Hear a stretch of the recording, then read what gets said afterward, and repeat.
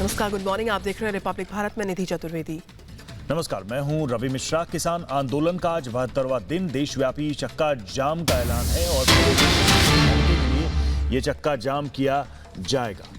तो 6 तारीख को आंदोलन का 72वां दिन समाप्त हो चुका है और 6 तारीख को ऐलान किया गया है पूरे देश में चक्का जाम का।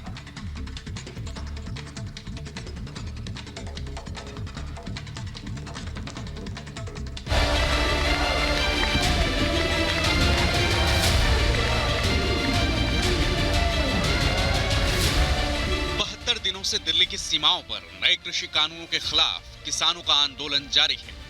किसान संगठनों ने कल यानी 6 फरवरी को पूरे देश में 3 घंटे के लिए चक्का जाम करने का ऐलान किया है। कल देशव्यापी चक्का जाम से पहले आज संयुक्त किसान मोर्चा की बैठक भी होने वाली है, जिसमें आंदोलन के आगे की रणनीति पर मंथन की तैयारी है। अब तक 11 दौर की बातचीत के बावजूद संवाद से समाधान की उम्मीदें धूमिल ही नजर आ रही है, क्योंकि किसान संगठन पीएम के एक फोन कॉल दूरी पर होने के बयान के बाद भी बातचीत की मेज पर बैठने को तैयार नहीं दिख रहे। किसान संगठनों का दावा है कि अभी माहौल बातचीत के अनुकूल नहीं है और सरकार आंदोलन को लंबा खींचना चाहती है। राकेश टिकैत तो अक्टूबर तक आंदोलन करने की तैयारी में है। अपना बात कर लो, वहाँ पे सिंगो बॉर्डर है, वही जैसे पहले करते थे अपना बात कर लो। लेकिन अभी बात इसलिए नहीं कर रहे कि वे लंबा चलाने के प्रोग्राम में हम कहते रहेंगे। मतलब कील देखिए, कील कांटी लगा दी है। ऐसा क्या आप ये है वहां के बॉर्डर पर भी नहीं लग रही।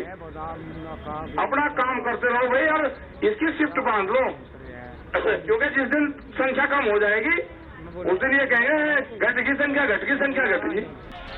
किसान आंदोलन के बीच प्रमुख किसान नेता अलग अलग जगहों पर जाकर आंदोलन के लिए समर्थन जुटाने में लगे।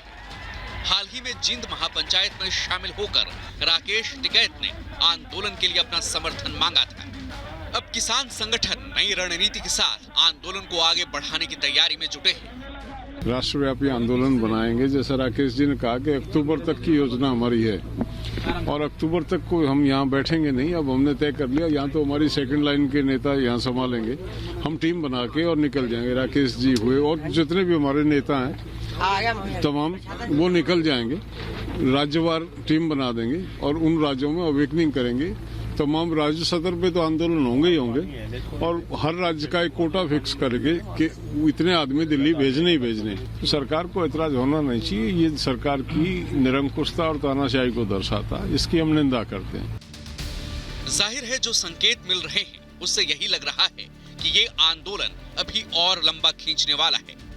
किसान बिल वापसी नहीं तो घर वापसी नहीं की जिद पर अड़े हैं, तो सरकार ने साफ कर दिया है कि वो नए कृषि कानूनों में संशोधन के लिए बातचीत को तैयार है, लेकिन कानून वापस नहीं होंगे। किसान आगे बढ़ेंगे, आत्मनिर्भर बने। इस बजट में कई कदम उठाए गए हैं। मंडियों किसानों के फायदों का बाजार बने, इसके लिए 1000 और मंडियों को इनाम से जोड़ा जाएगा। यानी मंडी में जब किसान अपनी फसल बेचने जाएगा तो उसे और आसानी हो जाएगी, वो अपनी फसल कहीं भी बेच सकेगा। अब किसानों के चक्का जाम के ऐलान के बाद दिल्ली पुलिस भी सतर्क है। गाजीपुर बॉर्डर पर पुलिस की बैरिकेडिंग बदस्तूर जारी है। 26 जनवरी को दिल्ली में ट्रैक्टर रैली के दौरान हुई हिंसा के बाद पुलिस प्रशासन सतर्क है। सीआरपीएफ की 31 कंपनियां दिल्ली एनसीआर के लिए तैनात कर दी गई हैं।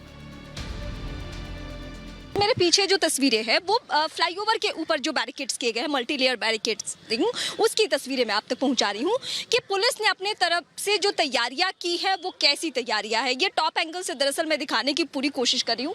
मैं दूसरी तरफ चाहूंगी सीपी आप दूसरी तरफ की भी तस्वीरें दिखाइए।